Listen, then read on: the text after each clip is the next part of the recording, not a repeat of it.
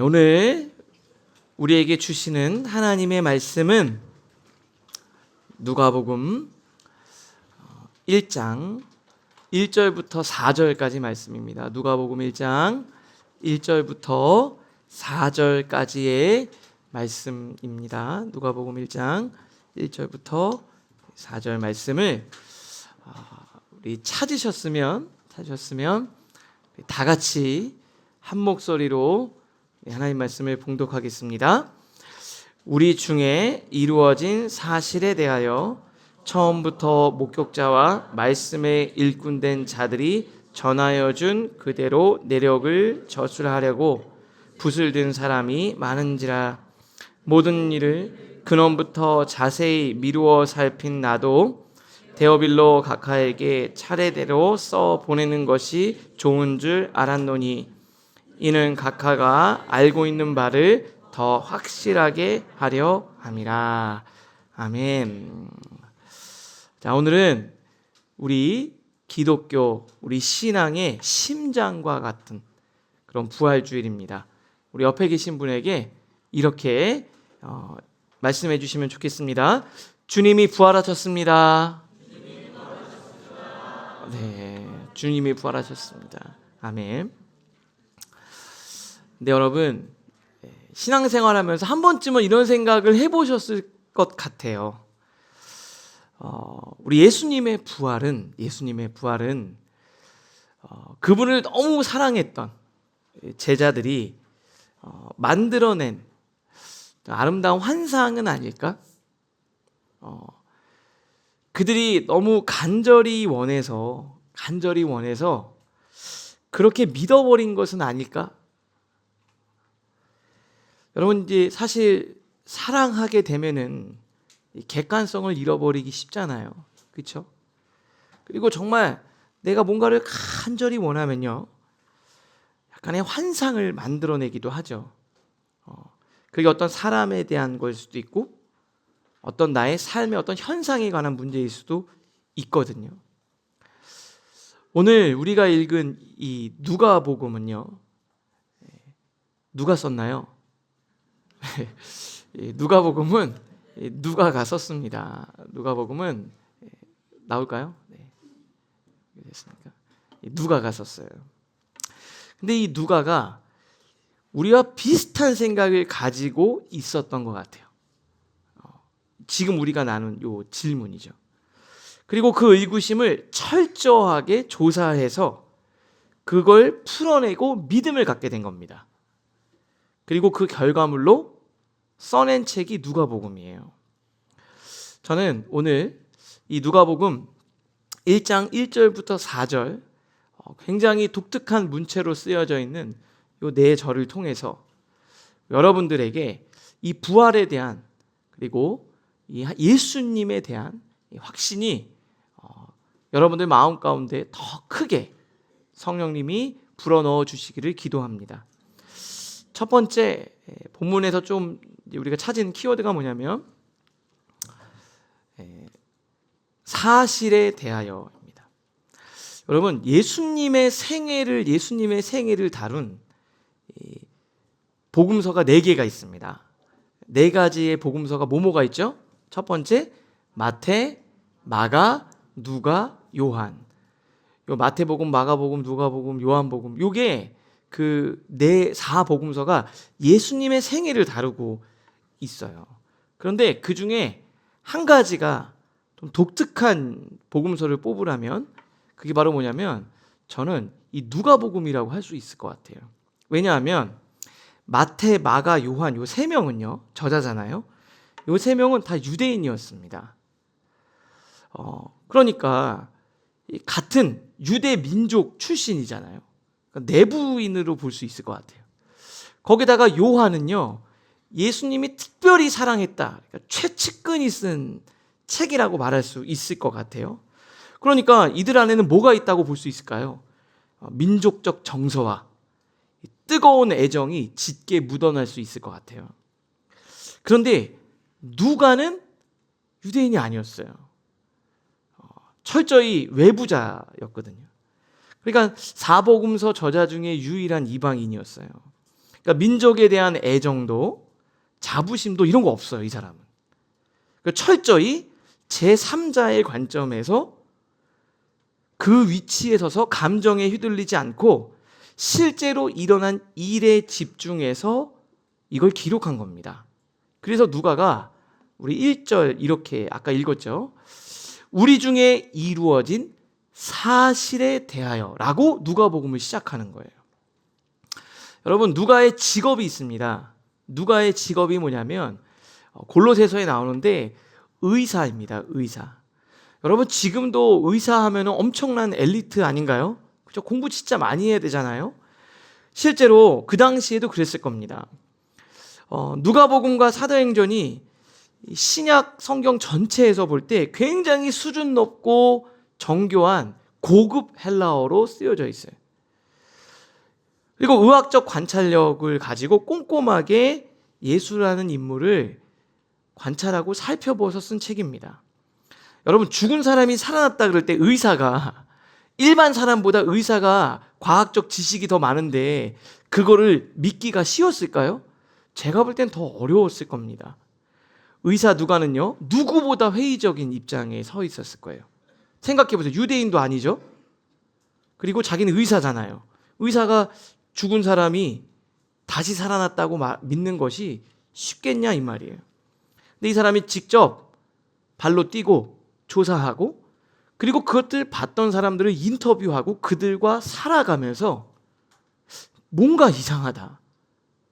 그리고 이 사람들이 하는 말이 터무니없지 않다.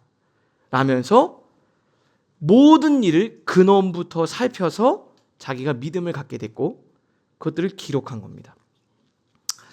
2절, 3절 또 보니까 이렇게 돼 있어요. 처음부터 목격자와 말씀에 일꾼된 자들이 전하여 준 그대로 문서를 다 본 거죠. 내력을 젖으라려고 붓을 든 사람이 많았더라. 이 이야기를 쓴 사람들이 정말 많았던 거예요. 한두 명이 아니었던 거예요. 예수님의 부활을 기록한 것이. 그리고 그 모든 일을 근원부터 자세히 미루어 살핀 나도 데오빌로 각하, 내가 그렇게 믿게 됐는데 이 데오빌로라는 어떤 사람에게 처음부터 내가 고민하고 생각했던 이 이야기를 그대로 써서 편지를 쓰는 겁니다. 여러분, 근데 이게 데오빌로 각하라는 이 각하라는 표현을 쓰니까 엄청나게 극존칭 쓴 거잖아요. 그러니까 엄청난 고위급 관료나 총독급 인사에게만 쓰는 용어거든요. 그러니까 이게 그냥 옆에 있는 친구에게 야, 예수님이 살아났대라고 쓰는 편한 이 편지가 아니에요. 공식 보고서 수준인 겁니다. 만약에 거짓말이고 잘못 쓰면은 자기의 명예, 때로는 목숨도 위태로울 수 있는 거죠. 데오빌로 각하라는 굉장히 까다로운 사람에게 읽기 충분할 정도로 검증된 나름대로 자기의 명예를 걸고 쓴 책이 누가복음이라는 거예요. 부활에 대한 보고서라고도 저는 생각이 들어요. 예수라는 한 인물의 생애에 대해서 그걸 기록해 놓은 겁니다. 그리고 이걸 읽으면 어떻게 될 거라고 확신하고 있냐면 4절인데 우리 같이 한번 읽어볼까요? 시작. 이는 각하가 알고 있는 바를 더 확실하게 하려 합니다. 이미 예수 그리스도에 대해서 들었는데 그것이 분명해질 거다. 제가 오늘 누가복음을 준비하면서 우리 성도님들이 이 부활과 예수 그리스도에 대한 이 믿음이 더 확고해지고 확실해질 거라는 믿음으로 이 말씀을 준비했습니다. 전 여러분들이 오늘 말씀을 통해 그 부활에 대한 주님에 대한 확실한 믿음이 그 안에 다 생길 수 있기를 주님의 이름으로 축복합니다. 그러니까 이 성경의 말씀이 그렇다는 거죠. 두 번째 말씀을 좀 준비하면서 여러분들과 좀 집중해서 봤으면 하는 부분인데 붓을 든 자가 많았다는 거죠. 1절과 2절을 다시 한번 보면 우리 중에 이루어진 이 사실에 대해서 지금 이 글은 예수님의 태어나시고 죽으시고 부활하시고 승천하신 내용이거든요. 목격자와 말씀에 일꾼된 자들이 전하여준 그대로 내력을 저술하려고 붓을 든 사람이 많았다. 이 글을 쓴 사람이 많았다. 이거에 대한 글이 문헌들이 엄청나게 많았다라는 거예요. 근데 사실 이 누가가 엄청난 자신감을 가지고 있는 거죠. 뭐라고 그랬냐면 도발적인 단어를 쓴 거예요. 사실, 이 팩트라는 단어를 써버린 거예요. 그리고 이 팩트를 기록한 문헌들이 너무 많다는 거죠. 그럼 여러분들 그런 생각 들지 않아요? 나름대로 똑똑하다고 생각하는 자부하시는 우리 성도님들 많이 계실 거 아닙니까? 과연 이 기록들이 우리가 믿을 만한 문서로 볼 수 있는가죠? 굉장히 오래전에 쓰여진 어떻게 보면 고대 문헌들이잖아. 이 문헌들이 그러면 우리가 충분히 믿을 만한 그런 책으로 볼 수 있겠냐 이거예요. 역사적으로 검증된 문서라고 자신 있게 말할 수 있냐라는 거죠.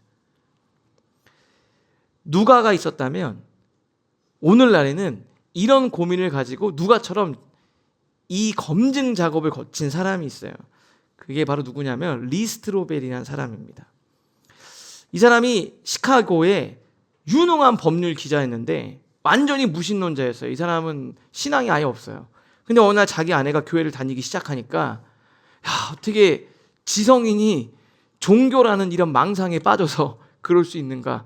난 도저히 용납할 수 없다. 그러면서 자기가 이게 진짜인지 아닌지를 밝혀내겠다라는 거예요.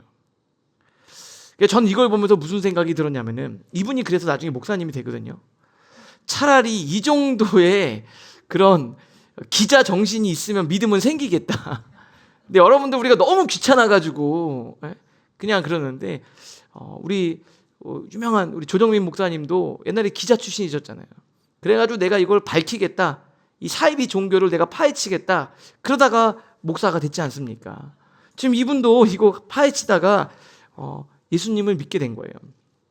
그런데 전문가를 찾아다니면서 조사를 한 겁니다.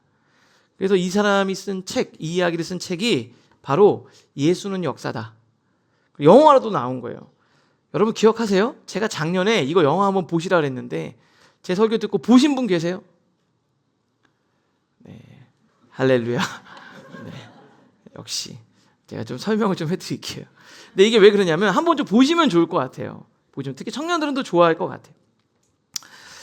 이게 이제 찾아가는 과정인데 저는 여기서 굉장히 인상 깊은 대목이 있었어요. 그 영화에서 인상 깊은 장면이 뭐냐면 이 주인공이요 고대 문헌의 신뢰성을 조사하는 부분이 있었어요. 고대 문헌으로서 역사적으로 내가 이 어떻게 권위를 갖냐는 거예요. 학자들을 찾아다니면서. 근데 역사학자들이 이 고대 문헌을 신뢰할 만하다라는 몇 가지 기준이 있어요. 몇 가지 기준인데 그 중에 첫 번째가 뭐냐면 사본의 양이에요. 다시 말하면 이 사본들이 많이 있으면 이게 굉장히 신뢰도가 높아지는 거예요. 복사본이 많은 거죠.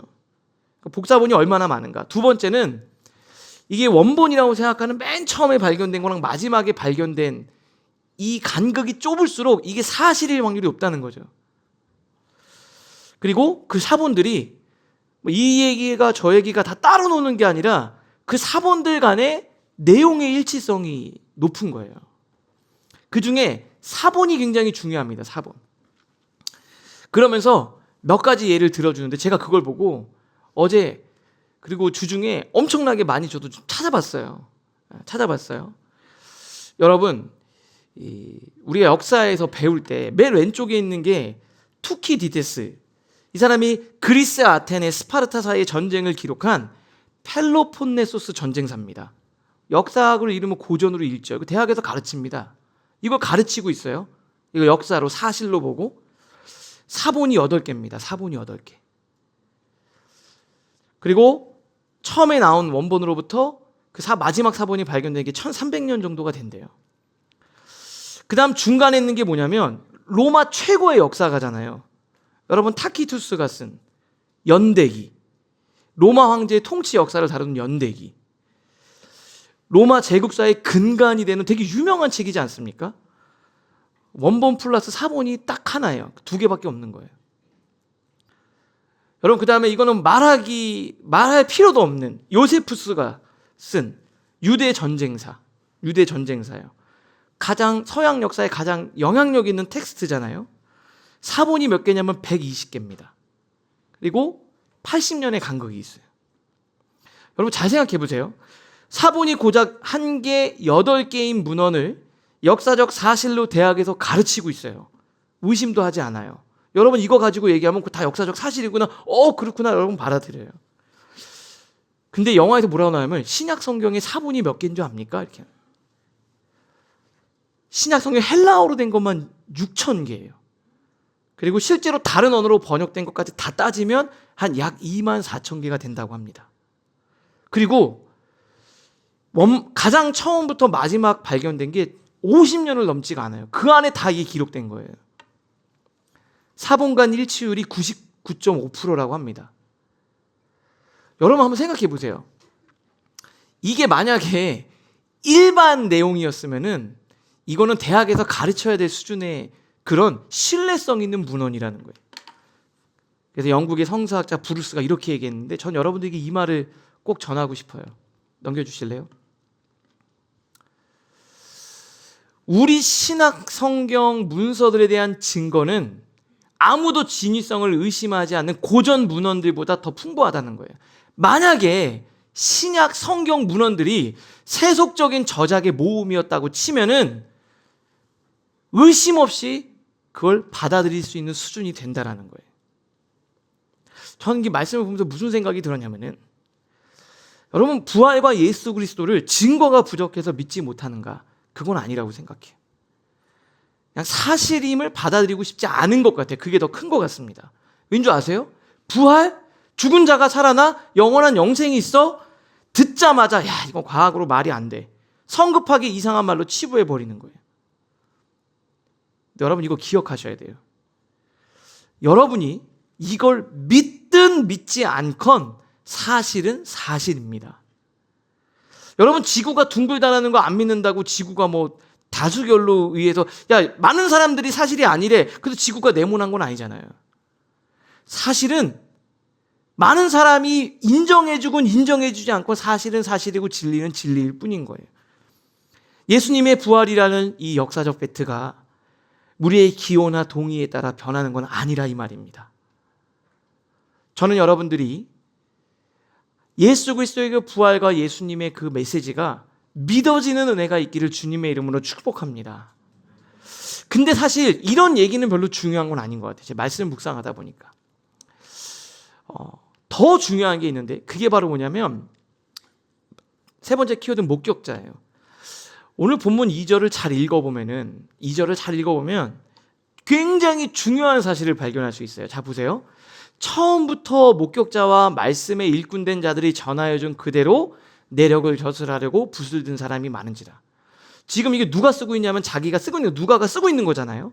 그러면서 목격자라고 말한 걸 보니까 자기는 실제로 그 예수 그리스도의 부활을 목격한 사람은 아니에요. 그러니까 목격자와 자기 자신을 1차적인 목격자랑 구분하고 있어요. 그러니까 부활의 직접적인 목격자가 아니고요. 그걸 목격한 사람들을 만나서 인터뷰를 했고 그들의 이야기를 들은 거예요. 그리고 그 사람들을 관찰하고 그 사람들과 살아가다 보니까 나중에 자기가 믿음을 얻게 됐다는 거죠. 근데 제가 이런 생각이 들었습니다. 뭐에 가장 마음이 움직였을까? 사본의 양? 뭐 이게 정말 사람들의 글의 일치성 이런 건 아니었을 거라고 생각해요. 저는 누가가 제일 충격받은 게 있는데 그게 바로 뭐냐면 말로 설명할 수 없는 그 증인들의 변화였어요. 여러분 이게 제일 중요합니다. 이 사람들이 말로는 설명이 안 되는 급격한 변화를 누가는 목격했어요. 여러분 누가가 성경책 2개 썼습니다. 누가복음과 사도행전이에요. 누가복음과 이 사도행전을 썼는데 누가복음 끝과 사도행전 요 시작 사이에 뭐가 있냐면 스토리가 이어지는 거거든요. 이 사이에 부활이 있어요. 그리고 이 기점으로 복음서에 나왔던 인물과 사도행전에 나온 인물이 완전히 달라요. 너무 달라요. 어제요 너무나도 겁쟁이였는데 사도행전에서는 용기 있고 담대한 순교자로 바뀌는 모습을 보게 됩니다. 저는 누가가 이걸 보고 이 사람들이 뭘 봤다. 이 사람들이 분명히 뭘 봤고 이 사람들은 뭘 알았다. 갑자기 사람이 이렇게 변할 수 없다. 그는 깨달았던 것 같아요. 제일 뚜렷하게 드러나는 사람 몇 사람을 여러분들께 좀 소개를 해드리려고 그래요. 여러분 제자 베드로 있죠. 베드로. 예수님이 잡히시던 날 밤 베드로 어땠는 줄 아세요? 베드로? 복음서에 보면 제가 조금 더 잘 설명하려고 복음서에 있는 내용이 있는데 자 보세요. 예수님이 잡혀가던 날인데 막 예수님이 막 잡혀가니까 사람들이 막 몰렸을 거 아니에요? 옆에 있던 한 사람이 뭐라고 얘기하냐면 베드로 보면서 야 너도 저 예수님과 같이 있던 그런 사람 아니냐? 이렇게 얘기한 거예요. 그 사람들이 갑자기 베드로를 다 쳐다본 거죠. 그때 베드로가 어떻게 했는 줄 아세요? 아이 무슨 소리냐고. 내가 진짜 내 명예를 걸고 얘기하는데 나 저 사람 몰라. 이렇게 얘기했어요. 나는 그 사람을 알지 못한다. 이게 두 번째. 그러니까 조금 있다 갑자기 아닌데 아니 이 사람 말하는 걸 보니까 내가 저 사람 본 것 같아. 그러면서 뭐라 그래요? 베드로에게 이르되 너도 진실로 그 도당이다. 너 같은 무리 아니냐? 너 제자라고 막 쫓아다니고 그러지 않았냐? 네 말하는 걸 보니까 내가 기억이 난다. 그랬더니 베드로가 뭐라 그래요? 그가 저주하여 이르되, 이 말이 무슨 말인 줄 아세요? 예수님을 저주할 정도로 내가 말도 안 되게 어떻게 저딴 녀석이랑 나랑 같은 사람으로 보는 거야. 맹세하건대 나는 저 사람 모른다. 이렇게 얘기했어요. 아니 주변의 사람들이 그렇게 얘기하니까 자기 죽을까 봐 자기를 그렇게 아껴준 스승을 면전에 대놓고 저주하고 부인하고 손절쳤던 사람이에요. 자기 살려고. 그런데 여러분 몇 달 뒤에요. 불과 몇 달 뒤. 사도행전 4장에서 베드로가 어떻게 바뀌는 줄 아세요? 예루살렘 공의에서 베드로하고 요한을 불렀어요. 그리고 이렇게 얘기하는 거예요. 더 민간에 퍼지지 못하도록 위협해서 예수 그리스도, 이 이름이 뭡니까? 예수 그리스도 이름으로 그들에게 전달하고 다니지 말라고 얘기하는 거예요. 그래서 18절에 보면 경고한 거죠. 예수의 이름으로 말하지도 말고 가르치지도 말라 이렇게 얘기했어요. 그러면 옛날에 베드로는 어떤 사람이었죠? 당연히 제가 그렇게 해야죠. 살려만 주시면 다시는 제가 예수님 모른다고. 아예 그냥 저는 그냥 없는 사람처럼 살려만 주시면 제가 내보내만 주시면 이렇게 얘기되잖아요.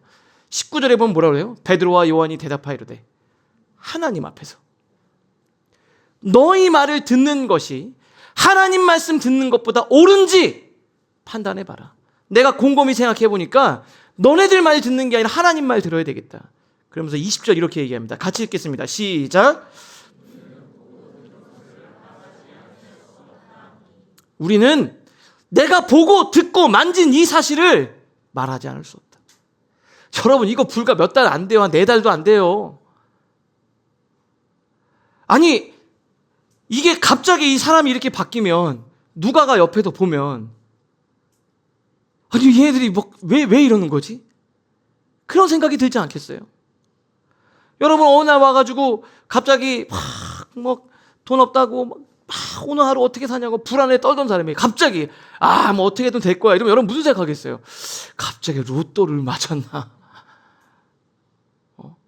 갑자기 없던 땅이 날라왔나? 이런 생각 할 거 아니에요 여러분.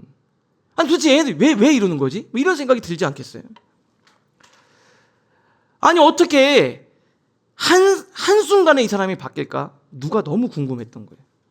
어떻게 그럴까요? 죽으시고 부활하신 예수 그리스도를 본 거예요. 예수님이 죽으신 직후에 제자들이 어땠는 줄 아세요? 무서워가지고 자기들도 잡혀갈까 봐 모여가지고 문 걸어 잠그고 막 덜덜덜 떨고 있었어요. 요한복음 20장 19절에 보면 안식 후 첫날, 예수님이 부활하신 날이잖아요. 아직 부활하셨다는 소식을 모르잖아요. 제자들이 유대인들이 두려워서 자기들 잡아 죽일까 봐 모여가지고 야 이제 우리 어떡하지? 그래가지고 문 다 걸어 잠그고 모여 있었어요. 근데 예수님이 부활하신 다음에 거기로 찾아오신 거예요. 그러면서 뭐라 그래요? 샬롬. 잘 지내니? 얘들아 잘 있었어? 이렇게 얘기한 거예요. 부활하신 주님을 만나잖아요. 도마는 뭐라 그래요? 못 믿겠다 나. 못 믿겠다. 그러니까 예수님 와서 뭐라 그래요? 상처를 만져보고 예수님 부활하셨음을 믿잖아요. 부활하신 예수 그리스도를 만났어요. 근데 이 정도 불안한 사람들이 나중에 어떻게 됩니까? 사도행전에 보면 5장에 거리로 쏟아져 나와요. 막 숨어서 있던 애들이 길거리로 막 돌아다니기 시작해요. 그리고 예수 그리스도를 진 거예요. 채찍에 맞아도 두려워하지 않아요. 사도행전 5장 사도들을 불러 채찍질하며 때린 거죠. 예수의 이름으로 말하는 것을 그만. 예수의 이름으로 말하고 다니지 마. 예수 부활했다고 말하지 마. 니네 죽을 수 있어. 이렇게 얘기를 해요. 그때 41절 같이 읽겠습니다. 시작. 사도들은 그 이름을 위하여 능욕받는 일에 합당한 자로 여기심을 기뻐하면서 공의 앞을 떠나니라. 어떡합니까?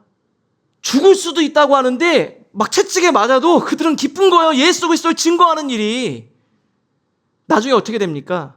순교당하기까지 복음을 진 거예요. 제가 말씀드릴게요. 이 사람들 원래 그렇게 용기 있던 사람들 아니에요. 여러분, 인간은 지어낸 거짓말을 위해서 목숨을 건지지 않습니다. 이 사람들이 바보여서 그런 게 아니에요. 자기가 본 게 실제였기 때문에 그런 겁니다. 여러분, 예수님의 동생 야고보 있어요. 야고보는 뭐라는 줄 아세요? 여러분, 원래 가족들이 믿기가 더 어려워요.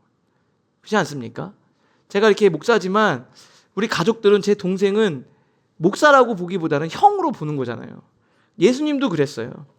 마가복음에 보면은 이렇게 돼 있어요. 예수의 가족들이, 아니 갑자기 잘 있던 형이 그 남자애들 한 10명 끌고 다니면서 막 이러고 다니니까 도대체 우리 형 왜 그러나 이렇게 생각이 들지 않겠어요?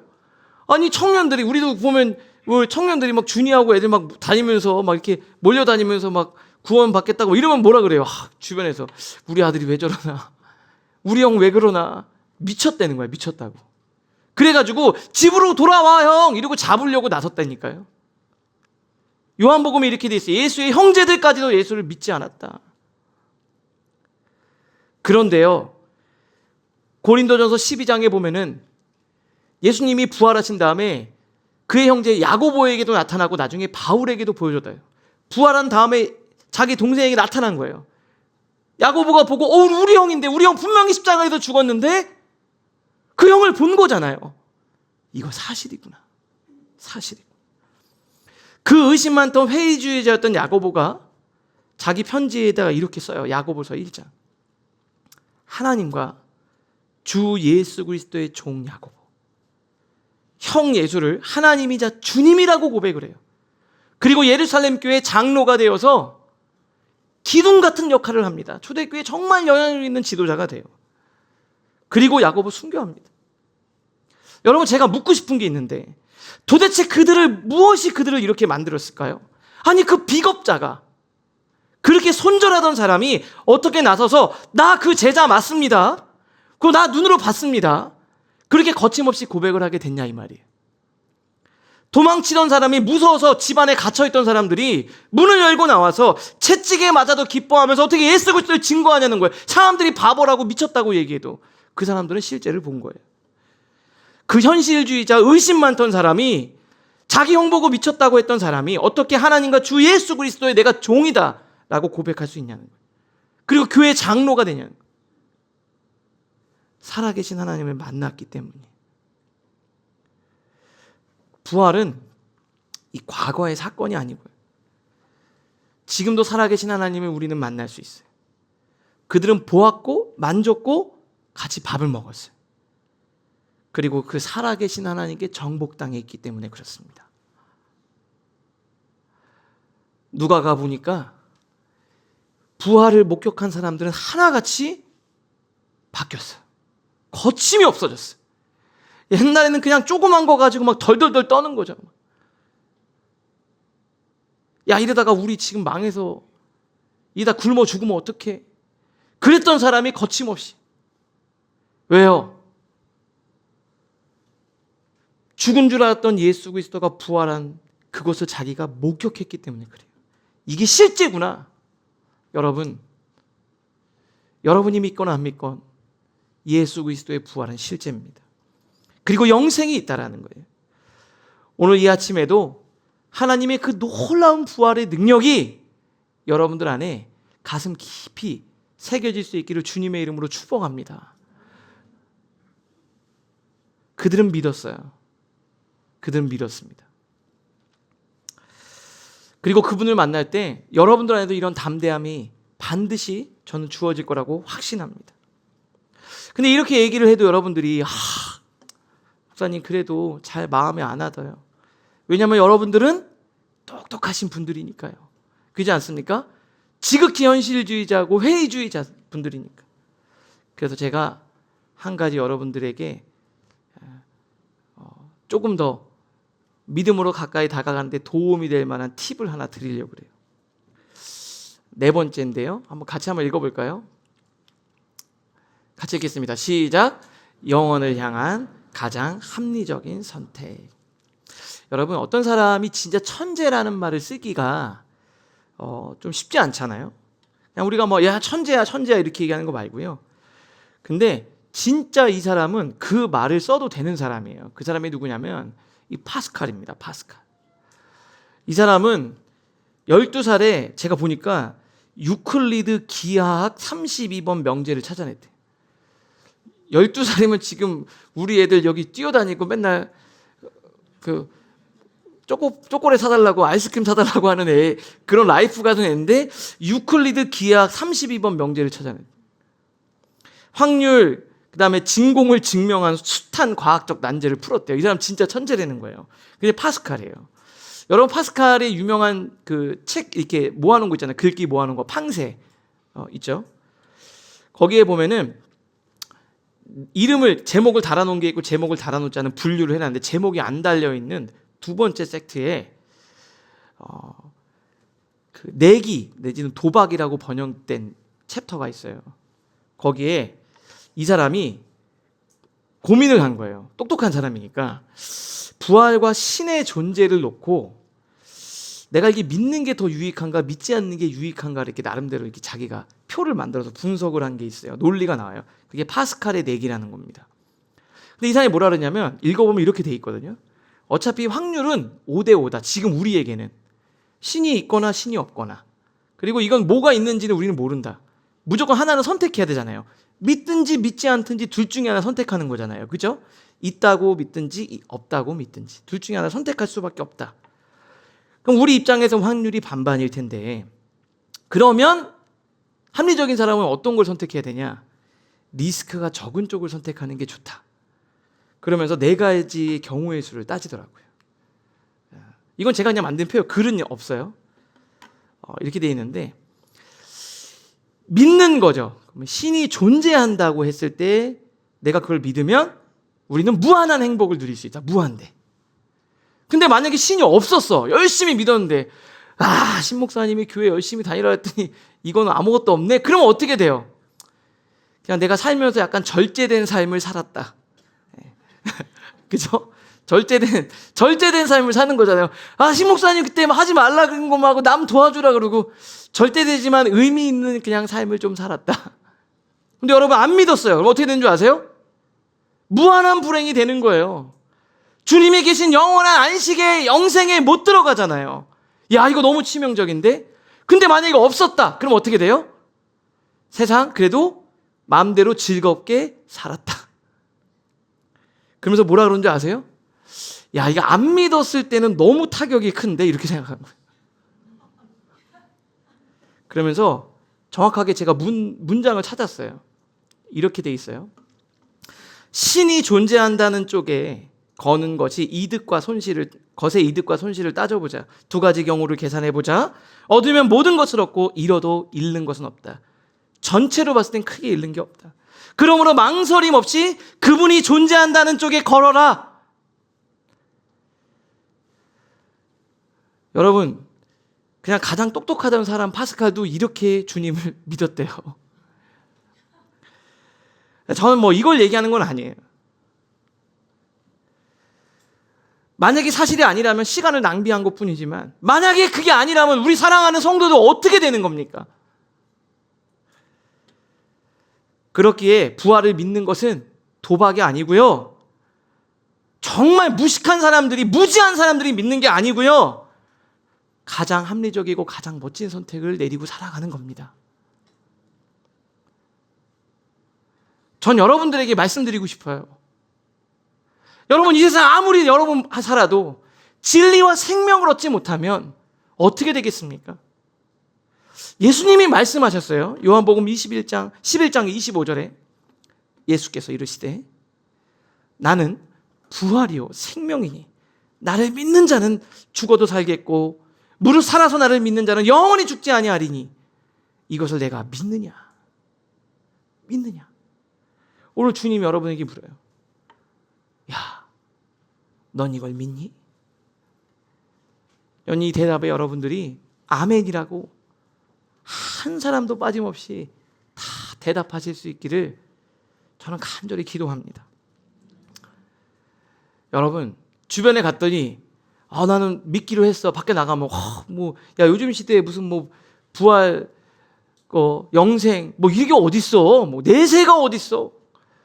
주변에 얘기하니까 여러분 믿음이 흔들리시나요? 제가 말씀드릴게요. 아까 말씀드렸죠. 사실과 진리는 다수결로 결정되는 게 아니에요. 한 명이 믿어도 사실은 사실이에요. 우리가 믿지 않건 믿건 주님은 그 자리에 계십니다. 저는 저희 어머니가 돌아가시고 난 다음에 이 부활에 대한 믿음이 생겼어요. 장례를 탁 치르고 났는데요, 정신이 없죠. 한 분 한 분 맞고 그 장례 다 끝나고 정리하고 침대에 딱 누웠는데 눈물이 너무 나는 거예요. 엄마가 너무 보고 싶은 거예요. 왜냐면 며칠 전까지 저희 엄마 옆에 있었으니까. 근데 갑자기 제 마음속에 이런 생각이 드는 거예요. 엄마가 너무 보고 싶고 엄마가 그리운데 내가 왜 그립지, 그걸 그렇게 원하지? 엄마가 있다가 없어졌어요. 그럼 하나님이 제 마음에 이런 것 같아요. 왜 우리 인간만 영혼에 대한 그리움이 있고, 동물은 그냥 오늘 먹으면 오늘 살잖아요. 오늘 먹을 게 있으면 먹고 오늘 먹을 거 없으면 죽잖아요. 그런데 인간은 오늘 먹을 거 있어도 희망이 없고 눈에 보이지 않는 내일이 없으면 죽는다니까요. 여러분, 강아지 길러보면 아시잖아요. 주인이 먹을 거 주면 걔는 살아요. 그런데 인간은 오늘 먹을 거 있고 주변에 자식들도 있고 다 있는데 내일의 소망이 없으면 그 사람 그냥 자기 스스로 목숨을 잃어요. 왜 그래요? 인간은 먹고 사는 것만으로 되는 존재가 아니라는 거예요. 무엇에 대한 그리움이 있어요. 내일의 소망이 없으면 인간은 죽어요. 왜 그 내일의 소망, 그걸 갈구하냐는 거예요. 하나님이 이렇게 말씀하시는 것 같아요. 원래 신목사 성수 너는 영원한 존재로 지음을 받았기 때문에, 그리고 엄마가 계신 그 천국에 대한 소망이 제가 믿어지기 시작했어요. 주님이 부활하셨어요. 그거 사실이고 우리 다 부활합니다. 그리고 그 하나님 앞에서 심판을 받는 거예요. 선한 일을 행한 자는 생명의 부활로, 악한 일을 행한 자는 심판의 부활로. 저는 우리 사랑하는 라이프처치 성도님들 모두를 다 그 천국에서 만나길 소원해요. 전 한 명도 놓치고 싶지 않아요. 저 하나님한테 그랬어요. 하나님, 저 우리 성도님들 다 데리고 저 천국으로 가고 싶어요. 우리 성도들 한 명도 놓치지 않고 구원받게 해서 저 천국으로 저 가고 싶어요. 여러분, 그 주님의 그 부르심에 여러분 다 응답하실 수 있기를 주님의 이름으로 축복합니다. 그리고 그게 믿어지면 우리는 두려움 없이 살 수 있어요. 오늘 하루를 견딜 수 있어요. 부활의 소망이 여러분들에게 다 힘이 될 수 있기를 바랍니다.